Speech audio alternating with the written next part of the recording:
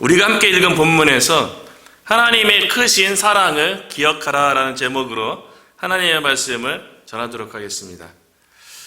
이번 주 수요일에 제가 이제 설교하고 나오는데 한 분이 저한테 이런 질문을 하는 거예요. 아들이 있는데 아들이 하나님은 신랑이고 또 우리를 신부라고 하는 것에 대해서 또 이해가 안 된다고, 왜 우리를 신부라고 하냐. 아드님은 남자잖아요. 근데 신부라고 얘기하니까 약간 좀 거북했나 봐요. 그래서 이해할 수가 없다고, 어쩜 좋으냐고 저보고 어떻게 설명해야 될지 모르겠다고 질문하더라고요. 그래서 이제 우선 간단하게 이렇게 설명해 줬어요. 하나님과 우리와의 관계가 신랑과 신부와의 관계라고 이렇게 얘기하는 것은 하나님과 우리와의 관계가 사랑의 관계이기 때문에 그렇습니다. 그리고 신랑과 신부가 결혼하면 서로 한 사람만 사랑해야 되듯이 하나님을 믿는 사람들은 오직 하나님만 사랑해야 되기 때문에 신부라고 그렇게 이야기하는 거라고 그렇게 설명한 다음에 다음번에 한 번 더 설교로 더 구체적으로 잘 이야기해주면 아들한테 얘기해주겠다고 그런 이제 대화를 나눴는데요. 하나님과 우리의 관계를 가장 잘 설명해주는 비유가, 여러 가지 비유가 있어요. 가장 설명해준 게, 그리고 우리가 이제 모세오경을 살펴보고 있고 또 출애굽기의 10계명을 우리가 알고 있기 때문에 하나님과 우리의 관계를 가장 잘 설명해준 게 신랑과 신부의 관계가 아닌가 그런 생각이 들어요. 다른 거 다 떠나서 신랑과 신부는 사랑의 관계예요. 서약의 관계입니다. 서로 맹세하고 약속한 관계인 거죠. 그래서 결혼을 하면 서로에게 사랑을 해야죠. 결혼했음에도 불구하고 다른 데 눈길 주면 안 되잖아요. 결혼한 남자가 자기 아내 말고 다른 여자에게 눈길을 주고 더 사랑하게 되면 그게 무엇입니까? 그게 음행이고 불륜이죠. 그리고 결혼 관계가 끊어지게 되는, 파혼에 이르게 되는 그런 경우를 우리 주변에서도 종종 보게 되죠. 결혼 관계가, 서로 사랑하는 관계가 지속되려면 서로 얼마나 사랑했었는지에 대해서 기억하는 것이 너무나도 중요한 거예요. 상대방이 나를 얼마나 사랑했는지 그 사랑을 잊어버리면 관계가 힘들어지죠. 그래서 상대방에 대한 결혼 관계에 있어서 서로에 대한 사랑의 관계, 서약의 관계에 대해서 잊지 않고 기억한 게 너무나도 중요하다는 거예요. 오늘 본문의 내용은 모세가 이제 죽음을 맞이하기 바로 직전이에요. 그래서 오늘하고 내일 모세가 마지막으로 120세에 하나님의 부르심을 받았는데, 성경에 의하면 120세였음에도 불구하고 모세가 기력이 쇠하지 않았대요. 그러니까 죽음 직전까지 하나님께서 모세를 붙들어 주셔서 이스라엘 백성을 향해서 이제 조금 있으면 하나님께서 약속한 땅, 가나안 땅에 들어가게 될 건데, 마지막으로 신신당부하는 내용이 오늘하고 이제 내일 함께 나눌 말씀인데요. 오늘 본문의 내용은 과거를 회상하면서 하나님의 사랑에 대해서, 기억할 것에 대해서 말씀하는데요. 이스라엘 백성이 얼마나 하나님의 사랑을 받은 존재인지에 대해서 하나님께서 모세에게 한 노래를 가르쳐 주세요. 그래서 그 노래를 이스라엘 백성으로 하여금 그 노래를 불러갖고 기억하도록, 하나님 앞에서 이스라엘 백성이 어떤 존재인지, 그동안 어떠한 사랑을 받아온 존재인지에 대해서 증거를 삼도록 그렇게 이제 노래를 부르는 장면이 오늘 본문의 한 부분인데요. 하나님께서 이스라엘 백성을 너무나도 사랑하셨어요. 그리고 시내산에서 언약 관계를 맺었죠. 하나님은 이스라엘 백성의 하나님이 되고 온 만물을 창조하신 그 하나님이 이스라엘의 하나님이 되고, 이스라엘은 하나님에게 있어서 제사장의 나라, 거룩한 백성, 하나님의 소유가 될 것에 대해서 언약을 맺었어요. 그리고 십계명의 첫 계명이 바로 나 외에는 다른 신들을 내게 있게 말지니라예요. 하나님만 사랑하라는 거예요. 그래서 십계명 내용 가운데 하나님을 질투하시는 하나님으로 설명을 했어요. 하나님 외에 다른 것 더 사랑하지 말라는 거예요. 이미 하나님께서 이스라엘 백성을 향해서 그 놀라운 엄청난 사랑을 줬기 때문에, 그리고 언약관계를 맺었기 때문에 하나님 외에 다른 것을 더 사랑하거나 하나님 외에 다른 것에 눈길을 주면 영적인 음행이고 영적인 불릴릴 것에 대해서 증거를 삼은 거예요. 왜냐하면 가나안 땅에 들어가면 이스라엘 백성 입장에서 하나님의 그 축복의 땅에 들어간 거잖아요. 그렇기 때문에 이스라엘 백성 마음 가운데 풍요로워지면 하나님께서 그동안에 크신 사랑을 베풀었다 할지라도, 경험했다 할지라도 하나님의 사랑을 잊어버릴까봐, 하나님을 잊어버릴까봐 염려하는 거예요. 왜냐하면 가나안 땅은 애굽처럼 종의 자리에 있지 아니에요. 그리고 광야 생활처럼 척박하고 방황하는 자리가 아니에요. 내 땅에 내 집 짓고 내가 농사 지어서 풍요롭게 살 수 있는 곳이 가나안 땅이에요. 그래서 이스라엘 백성이 풍요로워지면 하나님을 잊어버리고 하나님이 아닌 다른 신을 찾을까 봐, 오히려 풍요로워지면요 더 풍요를 기대하게 되죠. 그래서 가나안 땅에 그 풍요의 신, 뭐 다산의 신, 바알과 아스타로 섬길까 봐 우상 숭배하지 말라고, 하나님의 사랑을 기억하라고, 하나님 외에 다른 것에 눈길 주지 말라고 오늘 본문에서 이야기하는데요. 그래서 과거에 하나님께서 얼마나 놀라운 사랑을 베풀었는지 기억하라라고 7절에 이야기하는 거예요. 옛날을 기억하라. 역대의 연대를 생각하라. 내 아버지에게 물으라. 그가 내게 설명할 것이요. 내 어른들에게 물으라. 그들이 내게 말하리로다. 하나님께서 이스라엘 백성에게 얼마나 크고 놀라운 사랑을 베풀었는지는 아버지에게, 그냥 어른들에게 물으면 이미 부모 세대는 다 경험했기 때문에, 누구나 보고 듣고 직접 경험했기 때문에 하나님의 사랑에 대해서 다 설명해 줄 수 있고 가르칠 수 있어요. 그렇기 때문에 옛날을 기억하라는 거예요. 가나안 땅에 들어가더라도 옛날을 기억하라. 신명기는 이스라엘 백성으로 하여금 과거에 하나님께서 행하신 놀라운 사랑과 구원에 대해서 기억하라고 기록한 성경이에요. 율법에 대해서 다시 해석해서 광야 세대, 출애굽 세대인 부모 세대 다음이 광야 세대가 광야 땅에서 반드시 기억하도록, 잘 기억하도록 율법을 재해석해서 모세가 설교한 내용이기 때문에 기억하라는 말이 신명기에 20번 기록됐고요. 그리고 똑같은 기억하라죠. 잊지 말라라는 거는 14번이나 34번에 걸쳐서 하나님께서 이스라엘 백성 가운데 그동안 행하신 놀라운 기적과 능력 가운데 하나님의 사랑을 잊지 말라는 거예요. 하나님의 사랑을 기억하라는 거죠. 이스라엘 백성이 종되었던 애굽에서 하나님으로부터 구원을 받았을 적에 이스라엘 백성이 그 구원 가운데 행한 거 뭐 있습니까? 노력으로 보탠 게 뭐 있어요? 아무것도 없어요. 430년 동안 애굽에서 종살이 했지만 하나님께서 아브라함과 언약을 생각하시고 또 이스라엘 백성의 고통 가운데 부르짖음의 소리를 듣고 하나님께서 전적인 사랑과 전적인 은혜에 의해서 이스라엘 백성을 애굽에서 구원해 내신 거예요. 하나님의 사랑이 이스라엘 백성을 구원해 낸 거죠. 그리고 이스라엘 백성이 홍해를 건너서 광야 40년 동안 황량한 광야에서 생활할 때 여러 고난을 만나고 여러 장애물을 만날 때마다 하나님께서 그 문제를 다 해결해 주셨어요.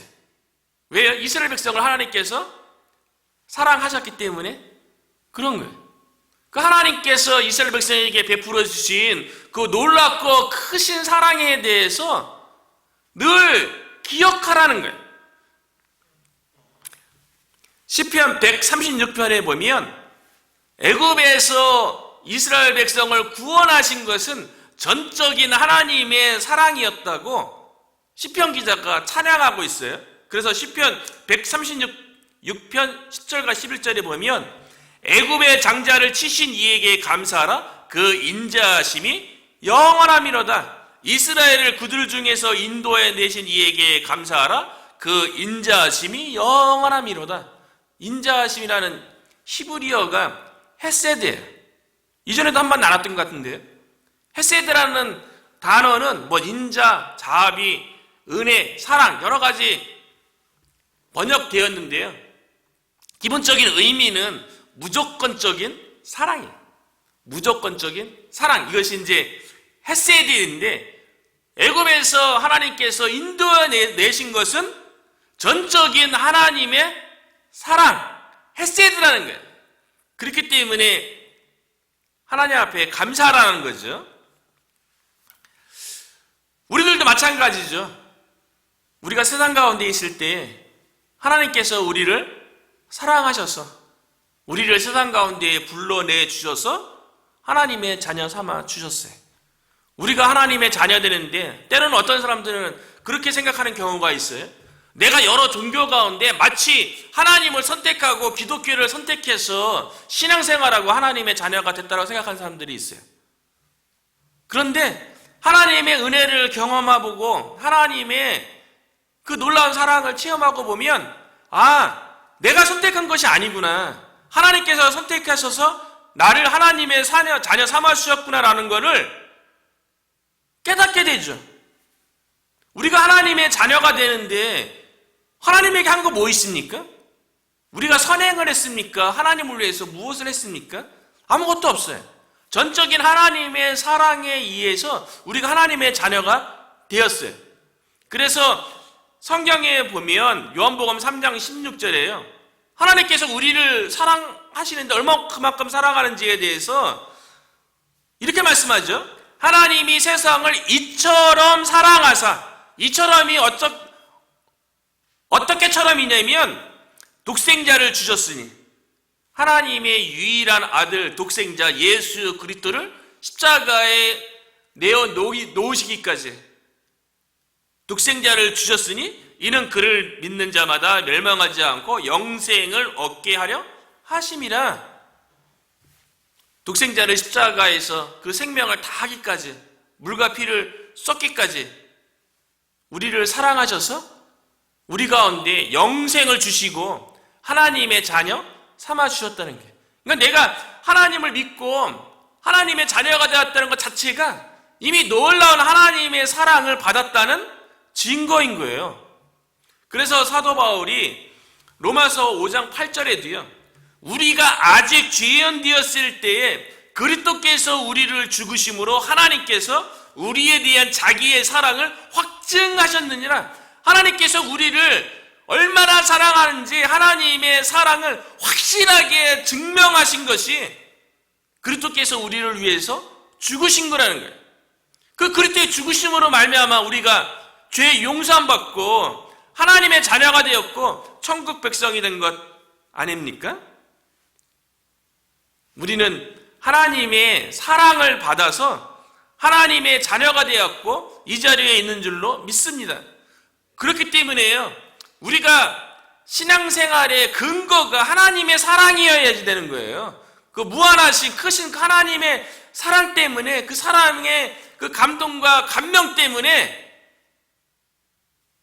자발적으로 하나님을 위해서 하나님의 일에 참여하게 되어야 한다는 거죠. 우리가 하나님의 사랑을 기억하면서 하나님 외에 다른 것에 더 사랑을 주는 세상의 것에 대해서 관심 가지고 사랑하지 않는 저 여러분이 되었으면 좋겠습니다. 하나님께서 이스라엘 백성을 사랑하셨죠. 근데 어떻게 사랑하셨는지에 대해서 이제 9절부터 설명을 해주는 거예요.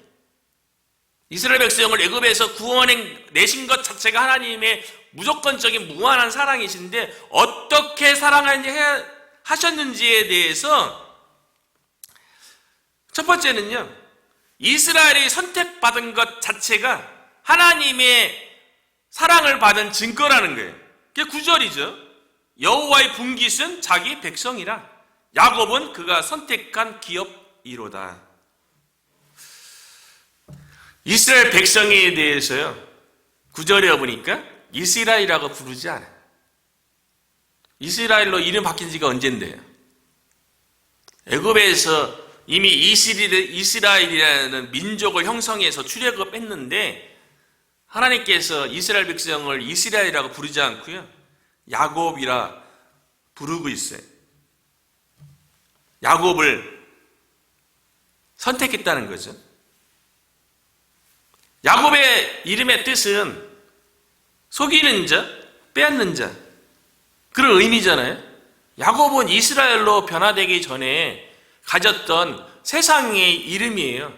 야곱이 자신의 이름처럼 자기 욕심대로 살았던 그런 인생이었죠. 그런데 하나님께서 이스라엘을 선택한 기업으로 삼을 때가 언제냐면 야복 강가에서 하나님과 씨름하는 가운데 이스라엘로 이름이 바뀐 그 이후에 선택한 게 아니에요. 여전히 자기 중심적이고 자기 욕심에 의해서 살아가던 야곱 때에 하나님께서 선택했다는 거예요. 이게 놀라운 사랑이죠.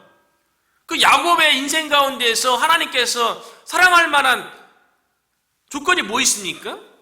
이스라엘 때는 그래도 좀 하나님 중심적으로 살려가는 그런 변화된 모습이지만 야곱 때는 말 그대로 그냥 자기 욕심대로 살았던 그런 부족하고 연약한 모습 아니었어요?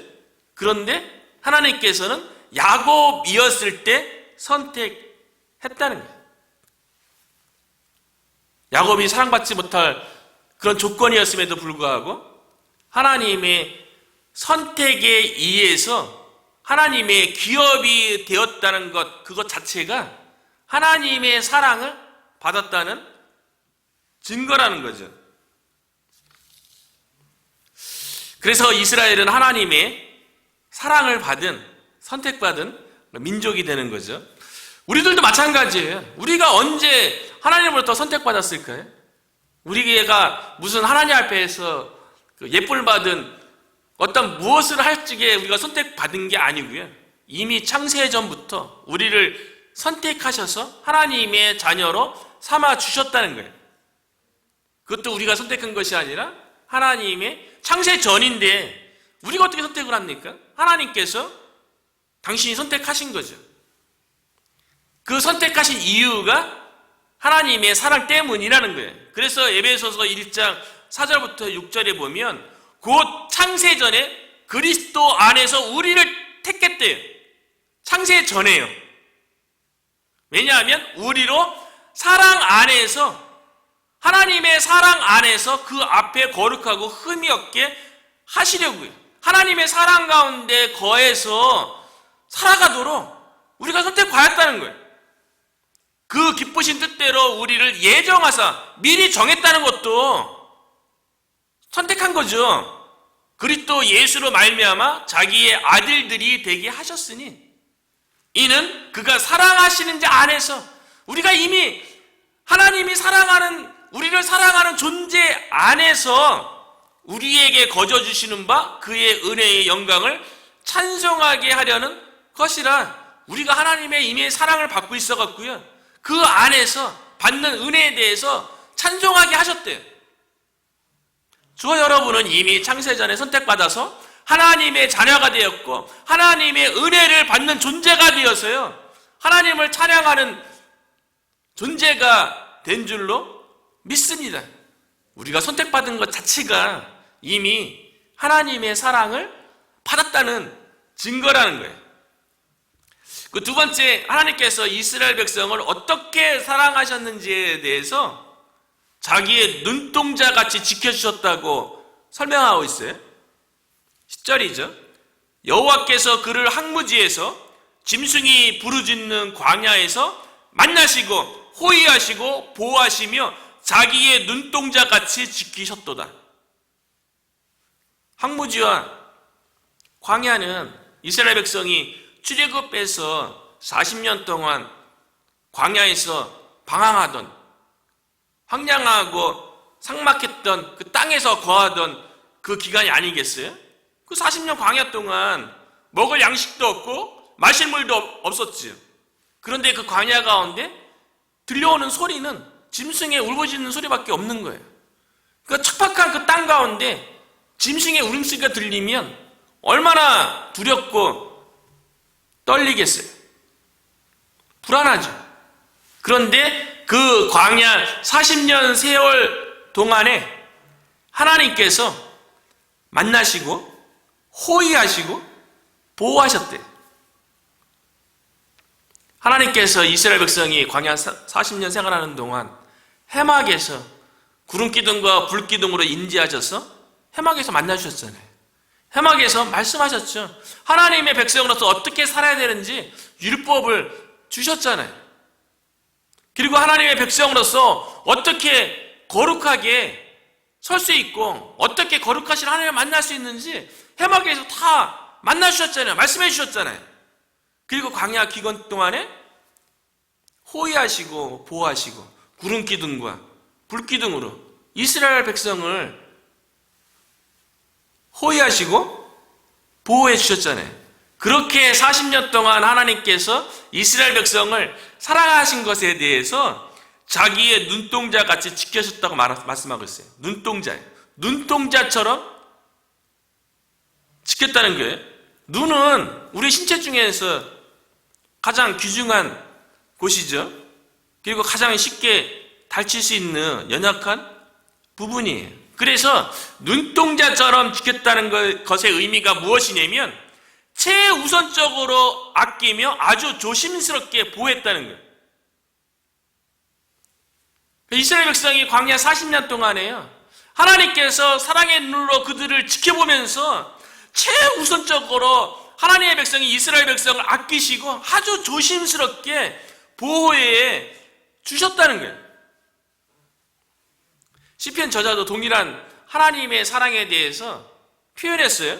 시편 17편 8절에 보니까요, 나를 눈동자같이 지키시고 주의 날개 그늘 아래에 감추사. 나를 눈동자같이 지키셨다는 거는요, 가장 하나님께서 우리를 바라볼 적에 가장 소중하고 아끼면서 조심스럽게 보호해 주셨다는 게, 우리가 그런 사랑을 받는 존재라는 거죠. 이스라엘 백성이 광야 생활 동안에 하나님께서 만나주시고 호위하시고 보호해 주셨던 것처럼요, 우리가 인생 가운데 광야의 시기를 걸을 수 있죠. 의지할 것도 없고 나에게 유익될 것도 아닌 그런 환경 속이에요. 그 주변에서는 짐승이 울부짖는 것처럼 나를 공격하고 나를 힘들게 하고 어렵게 하는 그런 소리가 들려올 때가 있죠. 광야 40년 동안 하나님께서 어떻게 사랑을 표현해줬다고요? 그 광야 동안에 만나줬다는 거예요. 우리가 광야의 시간을 보내겠다면 하나님을 만나는 시기인 거예요. 그리고 하나님의 호의와 보호를 경험할 수 있는 시기라는 거죠. 그래서 하나님께서 자기 눈동자를 지키는 것처럼 우리가 광야의 시간을 보내겠다면 그 가정 가운데 하나님께서 가장 우리를 아끼시면서 가장 조심스럽게 우리를 보호하는 그런 기간이라는 거죠. 우리가 자기 눈동자를 지키는 것 같이 우리를 사랑하시는 그 하나님의 사랑을 받고 있다는 것에서 잊지 않고 매 순간 그 하나님을 향해서 그 사랑을 경험하는 저와 여러분이 되시기를 축원합니다. 그리고 세 번째는요, 하나님께서 이스라엘 백성을 어떻게 사랑하셨는지 독수리와 자기 새끼들을 사랑하시는 것처럼 사랑하셨다고 말씀하고 계세요. 11절이죠. 마치 독수리가 자기의 보금자리를 어지럽게 하며 자기의 새끼 위에 너풀거리며 그의 날개를 펴서 새끼를 받으며 그의 날개 위에 그것을 엎는 것 같이. 독수리가 자기 새끼를 사랑하는 것에 비유해서요, 하나님께서 이스라엘 백성을 사랑하셨대요. 그런데 특별히 독수리가 새끼를 위해서 하는 행위 가운데 자기의 새끼 위에 너풀거리다. 이 표현이 영어로 hovering이거든요. hovering. 새끼 위에 이렇게 맴돌다, 이렇게 감싸다, 알을 품다. 이런 표현이에요. 독수리가 날개를 펴서 이제 새끼 위에 이렇게 너풀거리는 거죠. 그렇게 사랑했다는 건데, 구약 성경에 이 하버링이라는 단어가 이렇게 영어로인데, 히브리어도 마찬가지인데, 딱 세 군데만 쓰였어요. 언제 쓰였냐면, 첫 번째는 창세기 1장 2절에 쓰였거든요. 땅이 혼돈하고 공허하며 흑암이 깊음 위에 있고 하나님의 영은 수면 위에 운행하시니라. 운행하시니라 이 표현이요. 영어 성경에 hovering이에요. 하나님의 영이요. 성령님이요. 천지만물 창조 가운데 너풀거린 거예요. 뭐 천지만물 가운데 감싼 거예요. 품은 거예요. 그렇게 천지 사역 가운데 성령님의 협력하는 사역이 있었던 거예요. 하나님은 천지창조를 계획하셨죠. 예수님은 말씀으로 하나님의 계획을 집행했죠. 성령님은 품은 거예요. 이렇게 뭐 천지만물 이렇게 품은 거예요. 사랑의 모습이에요. 사랑이. 그러니까 천지 만물 가운데 그래서 하나님의 사랑이 스며들어 있는 거예요. 성령님에게 품었다니까요. 품어서 모든 것이 만들어졌다는 거죠. 천지창조 가운데도 하나님의 사랑이 있었다는 거예요. 그리고 이사야서 31장 5절에도 보면요. 새가 날개치며, 또 여기는 날개치며라고 번역을 했어요. 근데 영어로는 hovering이에요. 그 새끼를 보호한 같이 나 만군의 여호와가 예루살렘을 보호할 것이라. 그것을 호위하며 건지며 뛰어넘어 구원하리라 하셨느니라. 하나님께서 독수리가 딱 날개를 펴서 새끼를 딱 이렇게 너풀거리며 품는 것처럼 하나님께서 이스라엘 백성에게 품는 거예요. 그래서 보호하시고 구원할 거라고 말씀하고 계세요. 이스라엘 백성이 출애굽하고 광야 40년을 지나서 가나안 땅 입성하기 전에 너희가 마치 독수리가 날개 펴서 그 새끼 위에 너풀거리며 품어서 보호하고 사랑했던 것처럼 모든 출애굽 과정 가운데 하나님의 사랑이 이스라엘 백성과 함께 했다는 것에 대해서 기억하라는 거예요. 그리고 독수리가 그 새끼를 어떻게 사랑하는지에 대해서 참 표현이 재밌는 게요. 새끼를 업어서 떨어뜨려서 날개를 엎는 것과 같았대요.